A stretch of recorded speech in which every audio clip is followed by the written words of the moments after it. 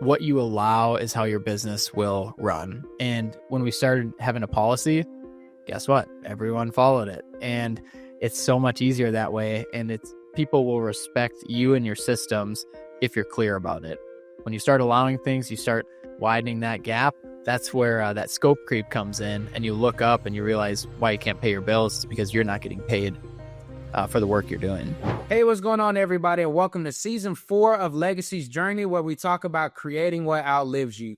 I'm your host, Cameron Williams, owner of Kinley Consulting, where we focus on strategic financial growth for marketing agencies so that they can live the dream life they deserve and not be a slave to their business. And we do that through CFO services, accounting, and consulting. Now, this is season 4, where we focus on companies who either balked, sold, scaling, or just all around excelling. And so, now I've been in a couple of different circles. I've got to meet a lot of cool people. And so, you start listening to people talk, right? And there's some people where you may just be doing regular talking and like, oh, you should meet this guy. Oh, this is a good person. Then next thing you know, this person ends up on the stage talking. So you're like, oh, this guy's pretty solid. And then their talk was actually really good. So then you're like, okay. So then what do? You say, why don't you come on the podcast and share some of these same insights? So, ladies and gentlemen, Luke E. is on the podcast. What's up, man? What's going on, Cam? Good to see you. I mean, last time we were hanging out, we were in Miami. So I know it's a little bit chillier in Georgia now, but yes. Good to see you again, man. Yeah, so by the way, Luke, super chill guy, just very, like we going with the flow, but don't let that fool you. A lot of wisdom, doing a lot of great things. So first and foremost, in case they don't know you, and I'm not even going to say I know you a lot, but just the little that I do know, you got to catch them up. So tell us name of the business, and who you serve. Absolutely. I love it. My name's Luke Eggebraaten. I own a company called Phaser Marketing. Started it 6 years ago, October 24th, 2019. And we serve the excavation niche. So we do digital marketing for the dirt world, we call it.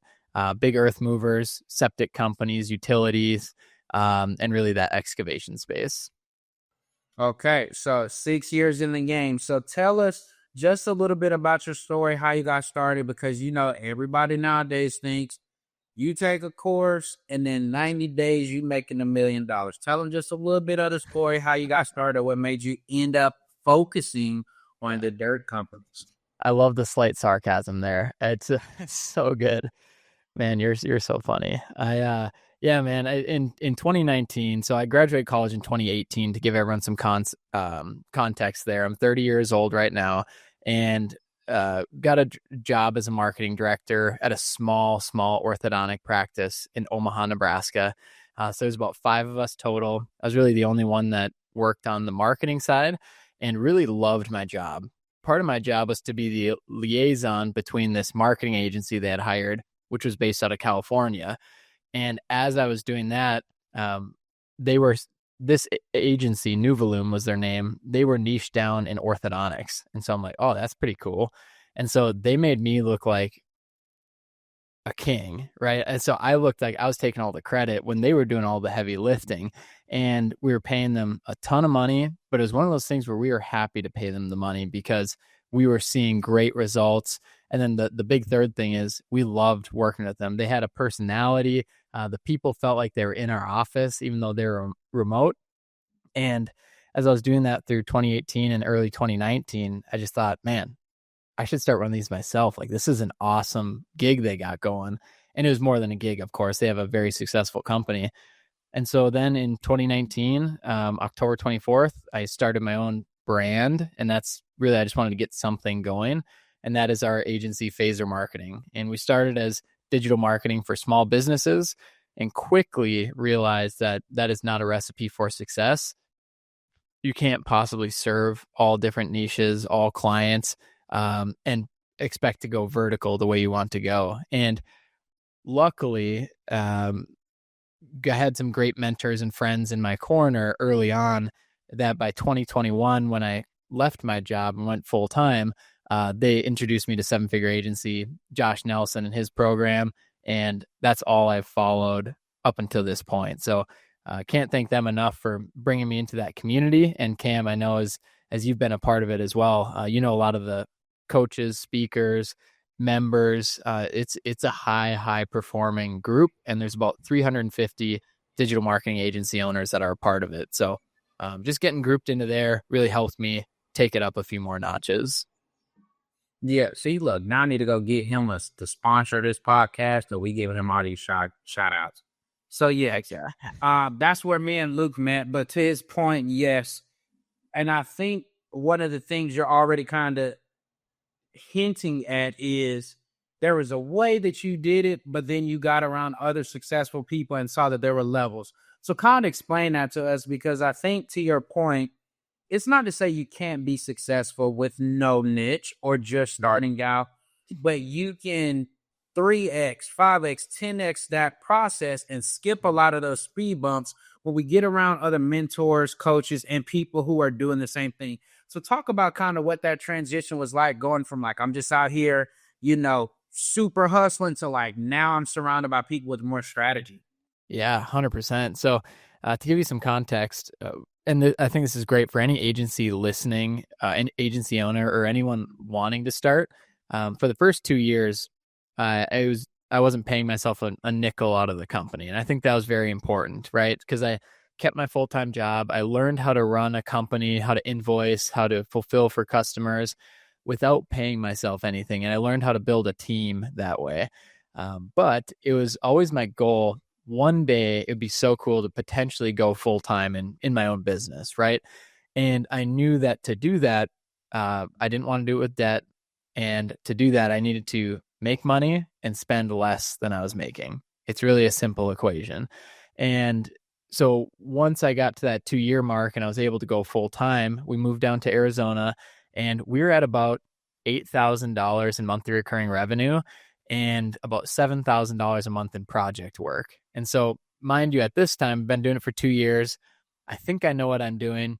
I feel like we're pretty successful, even though I wasn't paying myself much. But I mean, to make $10,000 a month working for yourself, I thought was pretty wicked, and it is, right. And it was really, really cool. And then when I went to my first 7FA mastermind, I got surrounded with people that were doing 10K a month, 30K a month, 100K a month, 500K a month. And they were all the same people, right? And they were all just normal mothers and fathers, brothers and sisters, like whatever it is, right? They're just normal people. And I don't mean this as shade towards anyone, right? I want to be clear on that. When I met some of the people, I started thinking, like, what is so different about them that, like, why can't I do that? And really, it's just the process of, hey, if there was a roadmap or a sign, or just, hey, tell me what to do to get to this level. Because what I noticed was a sense of peace along with these companies and these people. And they're just lifelong learners, and they're high achievers and high performers. But they were so fun to talk to. They were relational. They were friends with everybody. I was like, man, what is that secret there to business growth? And what I really learned there, Cam, is that the MRR, or the monthly recurring revenue, didn't determine how they treated each other. And what was really cool about this group is when you're in it, they usually, when you're networking, you have a badge. So you see your name and your company. And so usually the first question is, what niche do you serve? And what's your MRR? And it's not to compare, who's got the bigger business. It's just to see where you're at in business and to know if we can help in any way. And in every conversation, no matter what size you are, you always have something to give and you always have something to receive. So there's a lot of that was going on, where even though we were 10K or 20K in monthly recurring revenue, we still felt like we had a place where I could provide value to every member in the group, and vice versa. I was receiving quite a bit as well. Which, okay, so let's go there. And I love how you said that we can always learn and we can always give. So let's talk about that, because some people may try to say, like, well, if you're making 10K and this person making 100K, what can you teach them? Go into a little bit of that mindset, because I think even just that person thinking that kind of shows the difference, right? Talk to us about, yeah, I can glean from them, but I can also share because they don't do dirt. So it's some stuff that we do that they may can take. And, well, I'm stealing your thunder. You go ahead. Yeah, no, you're not stealing it at all. You're just hyping it up. I love it. Man, what was really cool where now we've gone through a lot of those phases, and to give everyone some context, when we started in 2021 in November, we're at about that 8K monthly recurring revenue. Today, which would be say November 2025, we're at about 145K.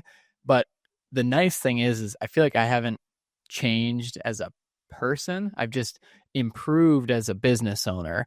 And so I'm more of my true self now. And that's what I love about this, because when I think of myself at 10K, I was my true self. And I think when I would go into conversations, I wouldn't try to be somebody I'm not. So, for example, I'm not a Go High Level expert. I've never built a website.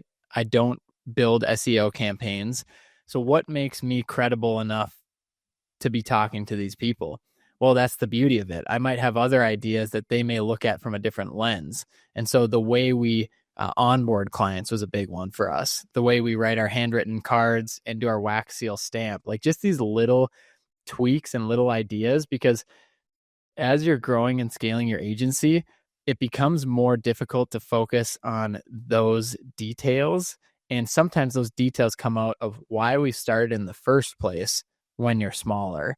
And what I see all the time, Cam, is that especially people in multiple seven figures, they're looking to the smaller agencies to get that excitement back of what we're doing and why we started. Is it just for the money? Maybe. What's the money for? And where is that passion? Is it to serve an industry and to change other lives of these business owners? Maybe. But really, what are some of these minute details of why we started, some of those passionate details, but then also let's get down to the details of it. Okay, you have 8 clients, we have 80. What are you doing for your 8 clients that I could translate to the 80?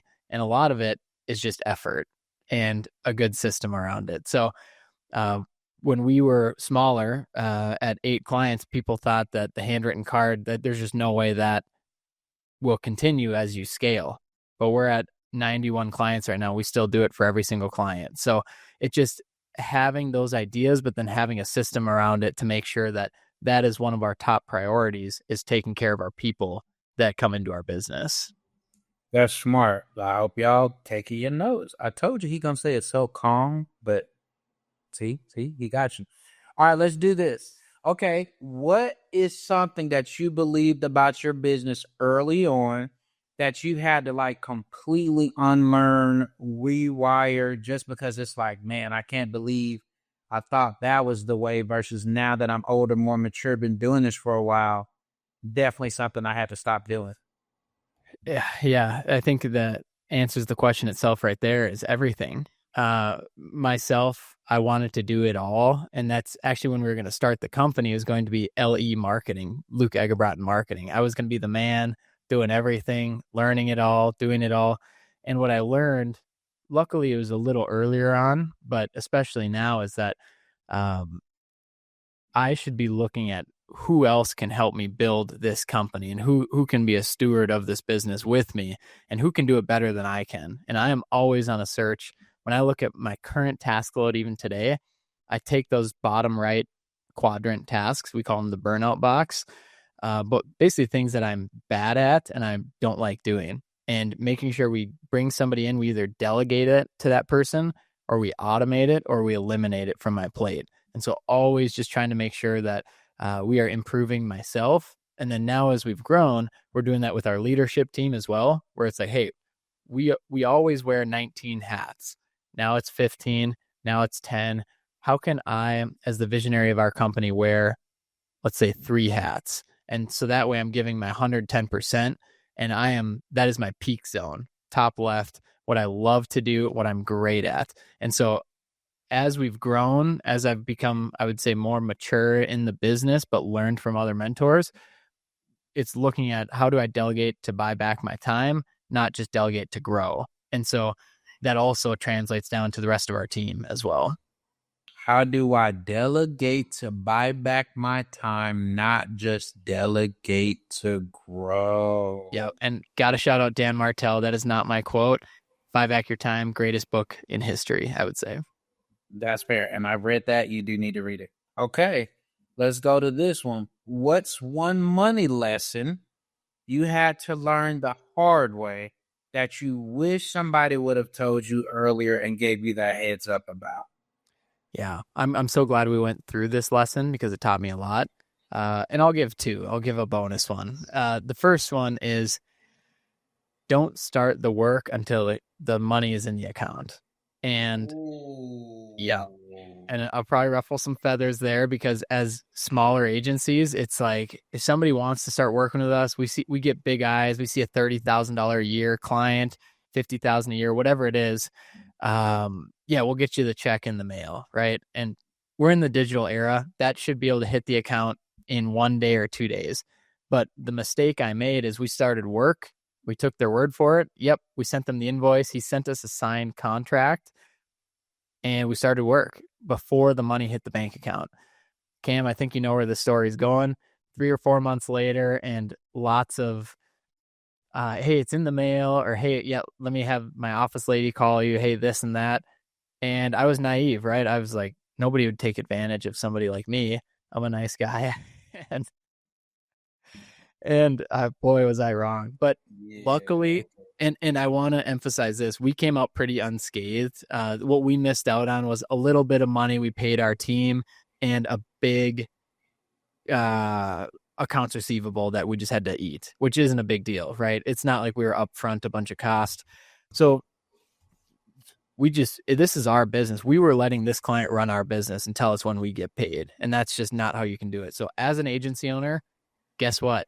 You get to run your own agency. You don't start work until, let me go a step further. You don't have the onboarding call until the money's in the bank, in your bank, because the onboarding call, the way we do it, we have 6 or 7 of us on that call. That's our time that you're paying for as an owner.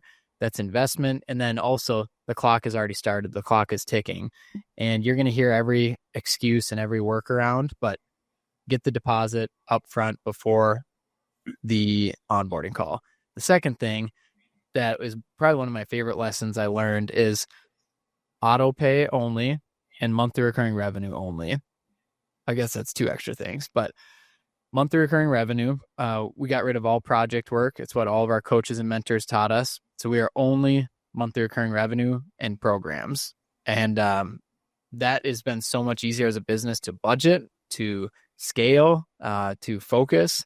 And then we don't even have to spend time invoicing. Like I haven't sent an invoice in probably 3 years because it's all set up on auto pay and it's all a credit card or ACH. And then the MRR, but then also that auto pay piece is very important. And just making sure, hey, it's on auto pay. If you miss our policies, if there's 2 missed payments, everything goes down and we offboard. So we have things in place to notify the client, hey, you're 1 payment down.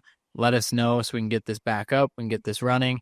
Just letting you know, if a 2 goes down, everything goes down. So we put a lot more pressure on that. We used to not have a policy. We'd have clients, and honestly, I don't blame them because I let it happen. I would kind of get the workaround here and there. We'd have clients be 3 months behind, but hey, we're working on it. And so it's just what you allow is how your business will run. And when we started having a policy, guess what? Everyone followed it. And it's so much easier that way. And people will respect you and your systems if you're clear about it.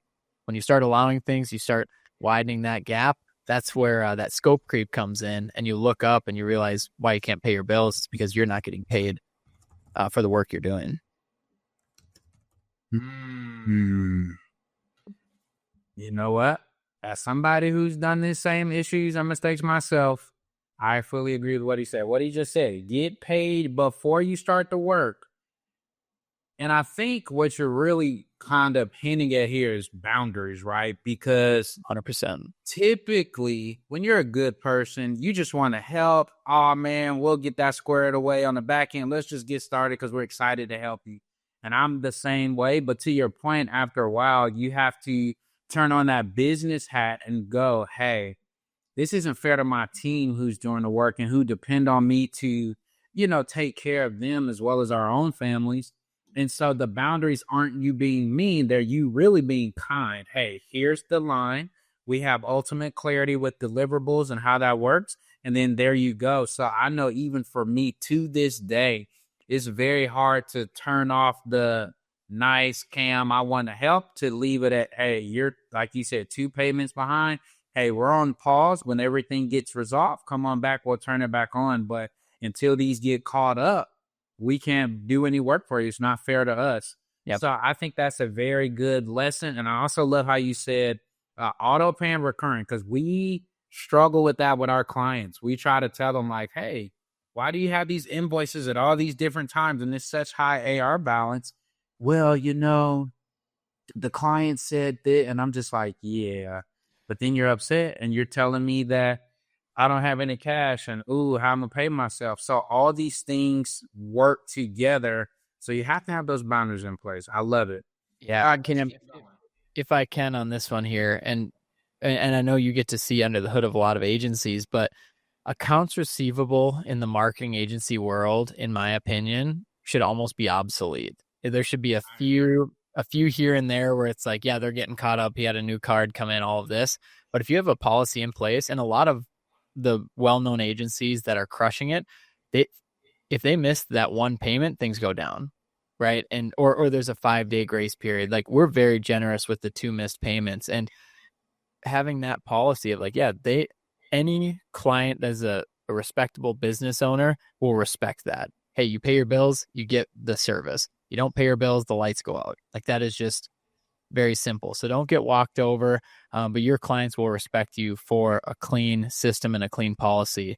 And anytime, I think that's the issue, though. So I think what you're now hinting at is, on our side as being the marketing agency, we don't even know about what systems to set up. Because what we'll see when we start working with people, I'll be like, why does this look like this? Oh, I sent them an invoice and they didn't pay. So I'm like, well, we got to start there. We don't send the invoice and wait for them to hit. We go ahead and set it up. So that way it's automatic, and we just communicate, hey, it'll be prorated for the rest of the month as you sign on the 15th or whatever.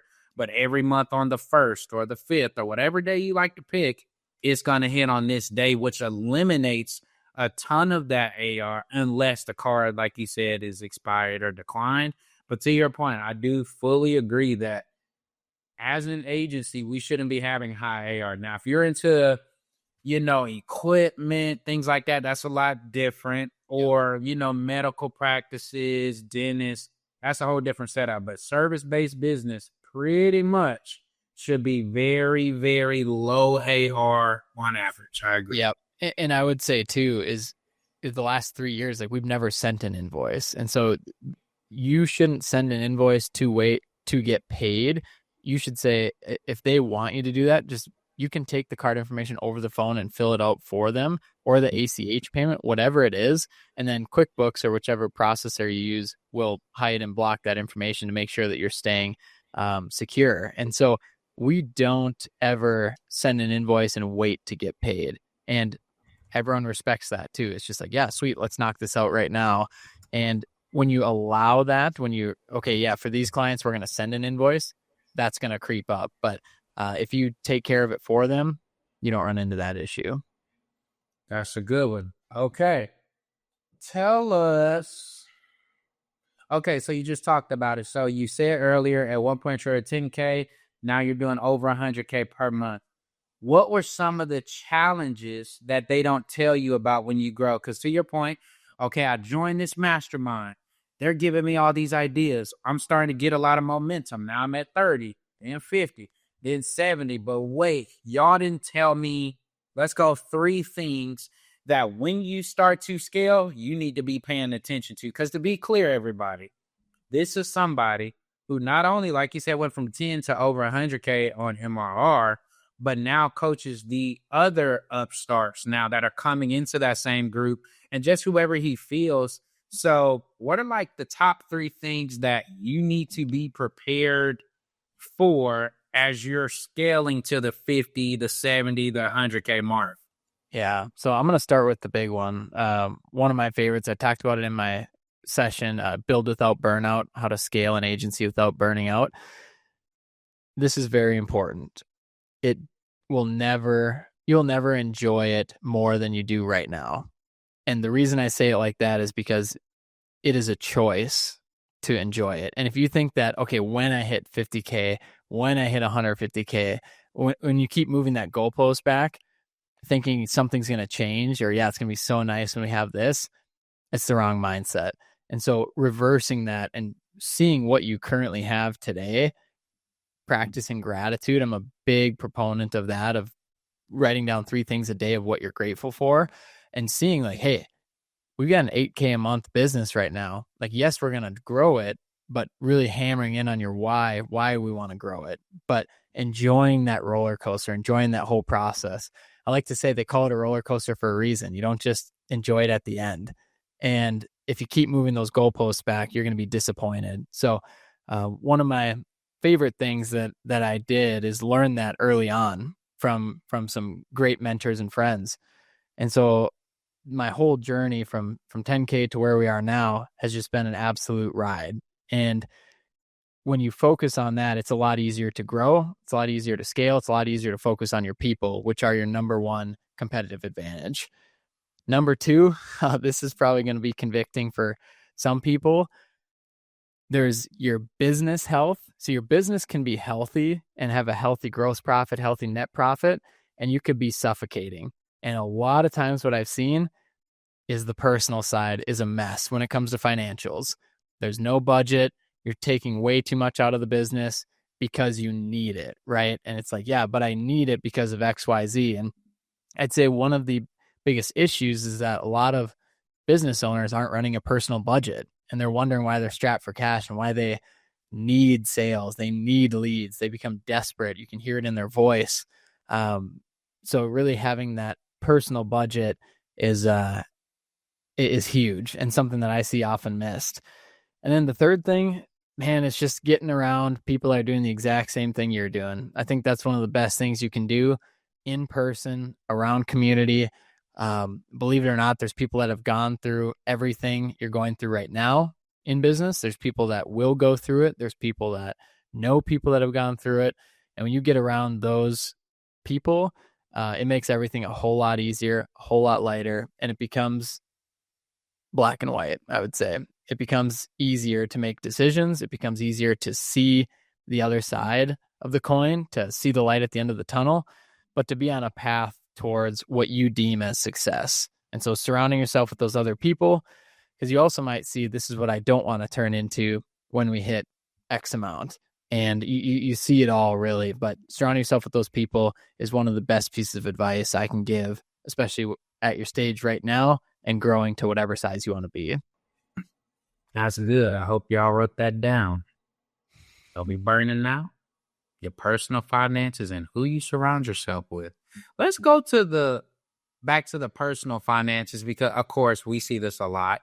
But to your point, you can have a perfectly profitable business, and then the way we hear it, so this is how it goes on the call. Cameron, I'm making all this money, but I just don't understand why none of it's in my bank account. And what happens is you start to dig, and we start to audit it a little bit. And when you start looking, it's the things you mentioned. It's they're not paying themselves, or let me rephrase that. They're overhired. That's always a fun one. You got all these people, but then you claim you don't have enough work. Or not only are they paying themselves too much, but they're taking too much of the distributions.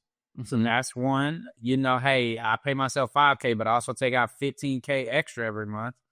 Or the one that's probably the hardest to identify, they have a ton of debt, a lot of credit cards, loans, merchant loans from Stripe, all of those things. So that money, while it's not shown on that P&L, is going to the balance sheet, and it's still cash out of the bank account.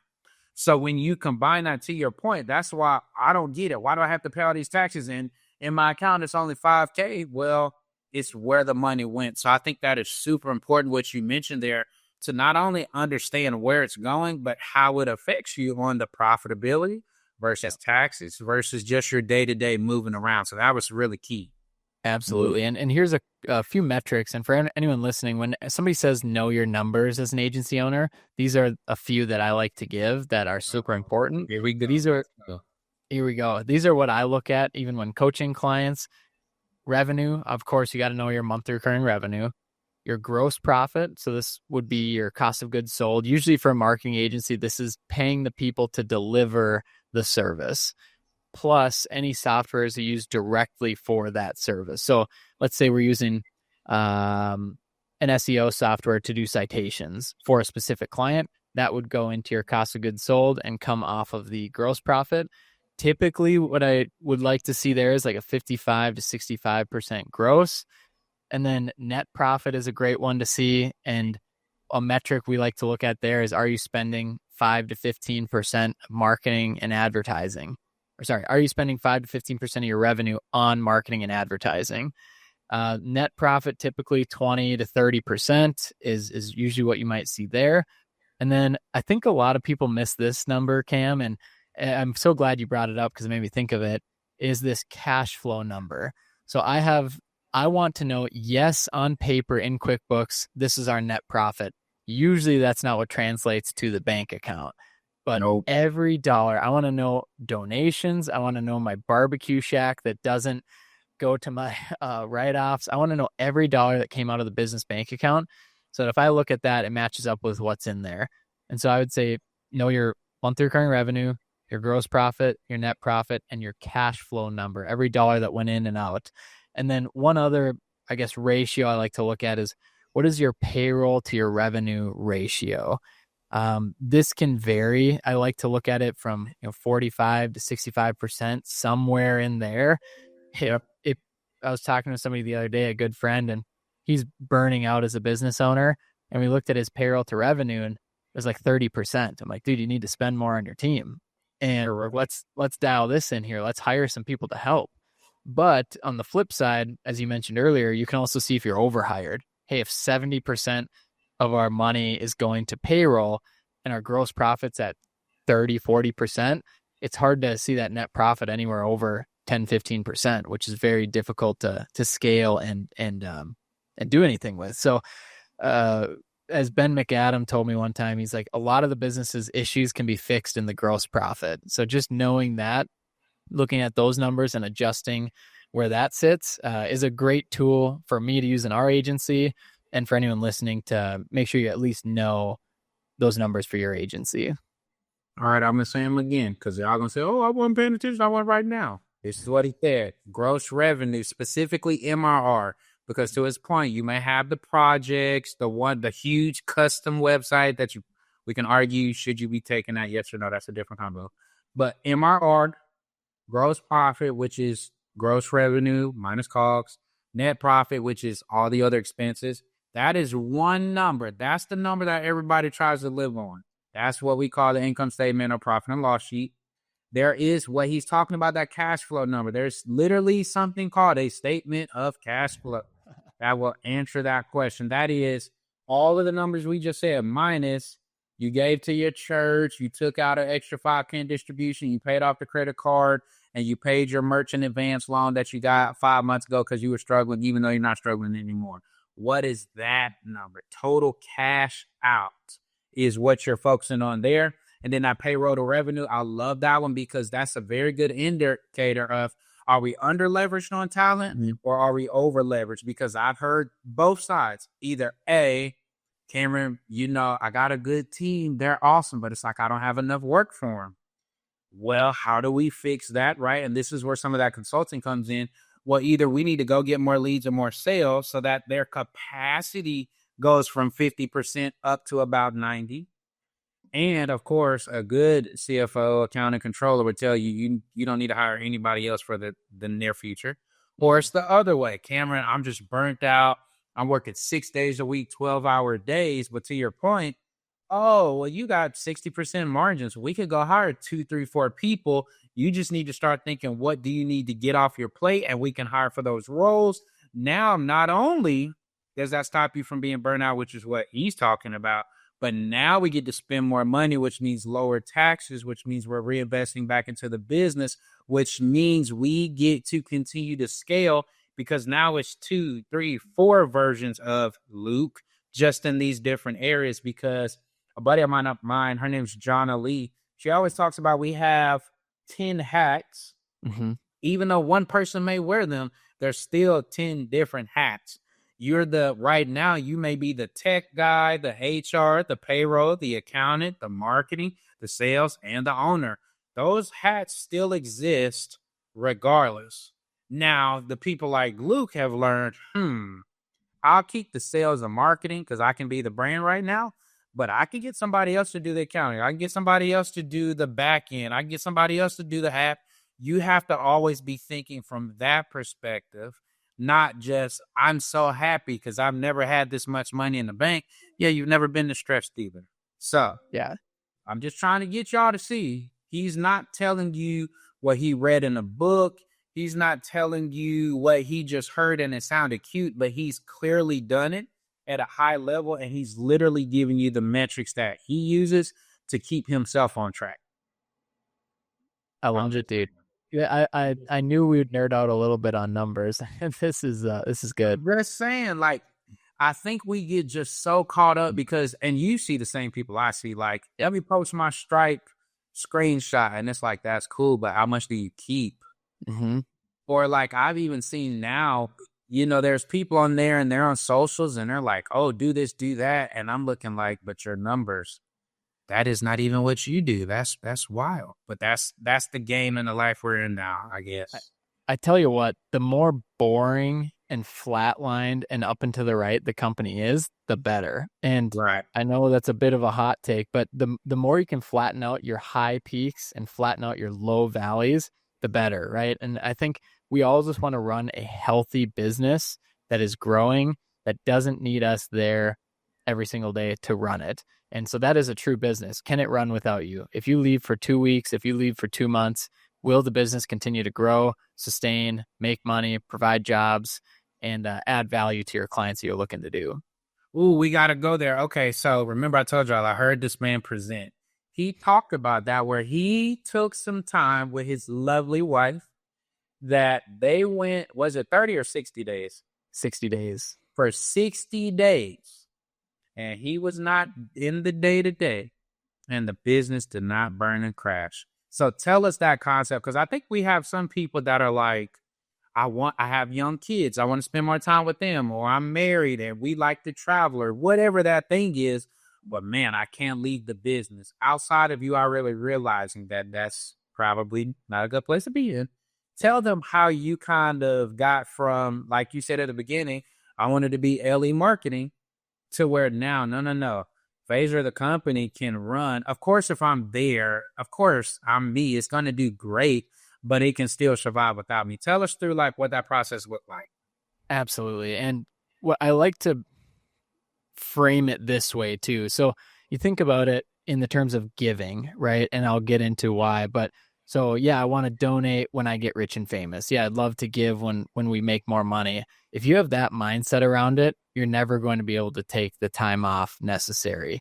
And so when you have nothing, that's when you should be giving, right? Like they say, a homeless person that gives 2 pennies actually gave more than a rich person that gave $1,000. And when you look at it like that, it's more of your principle and your philosophy. And so where I'm going with that is, for one, start giving now. I guess I'll start there. But 2, when it comes to taking time off and prioritizing your spiritual health, your family health, your relational health, physical health, all of that, it starts today at any revenue size. It doesn't start when you hit a certain point. And so when we first started the agency, we prioritized taking time off and stress testing the business. In 2022, which we would have been, 2020. So 2022, to give people context, our yearly revenue that year was about $300K. So I'd just gone full time, and we're a small company, of course, no full timers, just all contractors. But my wife and I got married a couple years before that, and we went on a 2-week honeymoon. And so our goal was, all right, let's stress test the business. Let's go on a honeymoon. I probably shouldn't be working while I'm here, so let's test it out. We learned a lot from there, but we communicated with our team. We communicated with our clients up front. Hey guys, I'm going on my honeymoon. Here's the game plan. Here's the plan of action. Here's who you contact for anything. Of course, everyone had my back. Our clients had my back. Our team had my back. And that was just the first time trying it. And then through those years, each year we try and plan a trip, 7 days to 14 days. where we would be gone, and we'd let our team and our clients handle it. So that built it up to this dream of, okay, what if we went somewhere for 2 months? Like you see it in all the books. Can you leave somewhere for 2 months and your business still runs? And I was like, challenge accepted. That would be awesome to at least try. And because the way I look at our business and the way we should all look at it is we are only hurting our business if we are trying to control everything as a business owner. The more you let go, the healthier it will become, because you have to bring in thoroughbreds and A players to your team to build this thing bigger than yourself anyway. So what this was going to do is completely remove me from it so that our team could step up and become the leaders that we hired them to be. And we did just that for about 8 months. We talked about the plan. We got people in the right place. We talked about what's it going to be like when Luke is gone. One thing at a time, we started taking some tasks off my plate and just said, all right, Joe, you're going to take care of accounts receivable, because I'm always calling clients and hounding clients. And Josie, you're going to take care of running the business day to day. Like you're our COO, you're our integrator, you're going to be the boss. And then in June 15th, Olivia and I left. We went overseas to Germany, Austria, Italy, and Japan for 2 months. The only meetings I was on 3 L10 leadership meetings, and the business not only survived, as you mentioned, Cam, but it grew. I mean, it grew bigger to when I came back. They hired team members when I was gone. We brought on clients while I was gone. And when I came back, I didn't abdicate my position, but I came back as rocket fuel so that we can, hey, where is Luke best in the business? And it's as the visionary, podcasting, business development. Now I just added myself back in, but didn't take back some of those little tasks that I was doing before. So it was an unbelievable adventure, unbelievable trip. But for our business, it was, it helped us so much grow and take it to that next level. All right, he said a lot right there. So I'm taking my notes. So what he's basically getting at is, hey, you got a stress test, because, and I tell my team this too, like, hey, we have a great opportunity. I have to go travel for the next 7FA event, or I guess this would have been about a month ago. I'm going to be going for the whole week. Am I available? Pretty, like if you need me, you can, but y'all need to act as if I'm not here. What is that going to mean for you guys? You need to already be thinking that. So I think that's wonderful that you should start stress testing. And let's go back, because what does that mean? Like, start with, can I leave on a Thursday, Friday, and go into the week? All right, so after we've done that, you will literally see, hey, this didn't get done because I wasn't here to give that approval. So, okay, how do we fix that, or how do we remove that from happening next time? You fix that, then the next time you do it again. Then after a while, you try to go Wednesday, Thursday, Friday. Then repeat. Then you go a week, repeat. And then you get it to the 30 or the 60-day mark. Because I think, to your point, we've confused running a business and have turned it into a job. Like, oh yeah, if you think about it, whoever made Chick-fil-A is not in there cooking the chickens. Yeah. Not frying the fries. You know what I'm saying? This is the game plan. This is the play you need to run. Go run it. Give me feedback so we know what to improve. Repeat. And that's how you should be as an agency owner. So he literally just told you what he did and his reasonings why. And we know your reasonings may differ, but think about it and then set that in the future, right? Let that be, hey, next summer I want to be out for a whole week. Then you just set some little markers now. So that way, by the time you get there, it's not your first time ever. So that's good. All right. Let's go rapid fire. Okay, I'm ready. All right. So let's go back to you and Bay. So you were doing your thing. You started. When she comes into the picture and you tell her, like, hey, I'm going on my own, what were her first words? Was it like, you doing what? Babe, what about that money? Or is it like, I trust you? Absolutely the second one. So I'd been running it for about 2 years on the side. And when it came to that point, we were ready. We were moving locations, so I had to quit my job. And she's full on support, ready to help me take that next step. Okay. Rapid fire. If you could go back in time, you got a time machine and you know everything you know right to this second, and you go back to 18 or 22-year-old Luke, You get 30 seconds to tell him what. Start right now. It's a company called Phaser Marketing. Look at Josh Nelson, buy his book, 7-Figure Agency Roadmap. Don't worry about what other people think about you. Just start. You're going to be successful anyway if you just give it your all. Create content every day. Don't worry about what people think about you. Don't worry about the money. It'll come. Don't take out debt. Spend less than you make. Take care of your people. Have a great time. Keep doing you. Okay. Rapid fire. How has your definition of success changed since you first started? Because oftentimes at the beginning, it's, man, I just need to pay the bills, versus now it is. Yeah. At the beginning, I wanted to build a big company. I thought it'd be awesome. And it is fun as we're growing. But now I want to build careers. And I didn't expect that, Cam, for that to affect me so much. But seeing we have 21 team members now and seeing they have legitimate careers at Phaser Marketing gets me so fired up. And knowing that we could provide this for more people and provide a great living for their families and exciting, fun to be at work, growing, it just, that fires me up. So that there's my passion, how that's changed nowadays. It's in building a team, building people, and enjoying this whole process. All right, last question. What's one habit or routine that you think has made the biggest difference in how you show up as a business owner? Without a doubt, this is the easiest question.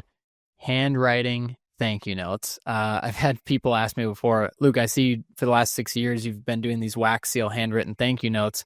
What's your, like, how do you automate that, or what's your system around it? And I always joke, I'm like, usually I find a utensil like this, click it, and I make my hand in this writing motion.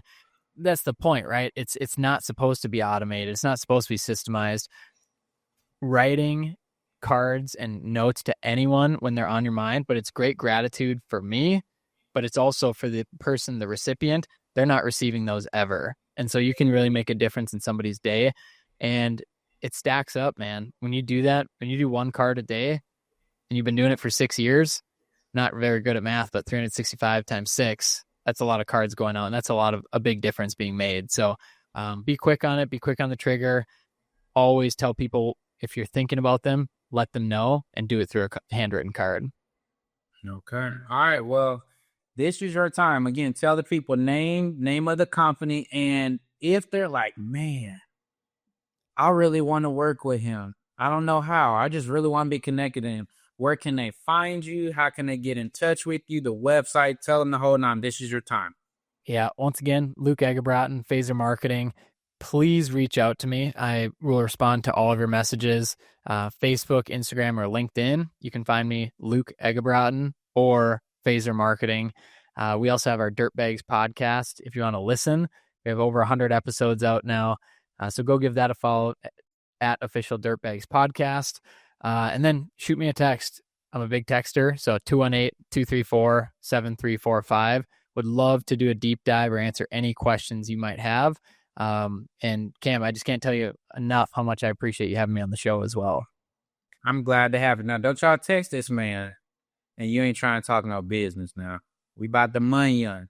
I love business. You ain't about the money on. Don't be just, hey, I just wanted to say, hey, don't do that. Do that on. I'll push back on that. You can say, hey, I love this stuff. I love communicating. So don't listen to Cam.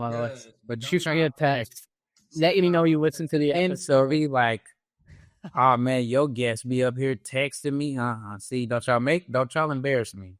Don't y'all. Hey, everyone text me. Appreciate it. Oh my gosh. All right, y'all. These are the type of people that we want to bring here. People who are showing you, yes, you can aim high, you can achieve high, and not lose yourself in the process, not lose your morals, not leave your spouse behind, not be burnt out working 12-hour days, 7 days a week. There is a way, there's a system, there's a process. Will you have to learn and grow in the meantime? Will you have to level up? Will you have to change your environment and your circles? Yes, but it's a way to do it and still be yourself. Will it require boundaries? Yes, but you can still do it at a very high level. So, Luke, I appreciate you coming on, man. Glad that we were able to connect. Glad to have learned a little bit more about you. Guys, if you love this episode, like it, share it, hit that subscribe button. We are trying to find more quality people like him, and we have them coming. but these are one of those great people. Make sure you go follow him on all social media. Hit his follow button. Add him as a friend, the whole nine, because again, he has his own podcast. And again, you heard it from him. He's open to sharing, like, hey, you don't have to go this way. You can make it easier by just simply trying this or that. So these are the type of people that we want to expose you guys to, connect you with. So with all that being said, until the next episode, we will take care and we will talk to y'all soon. See ya.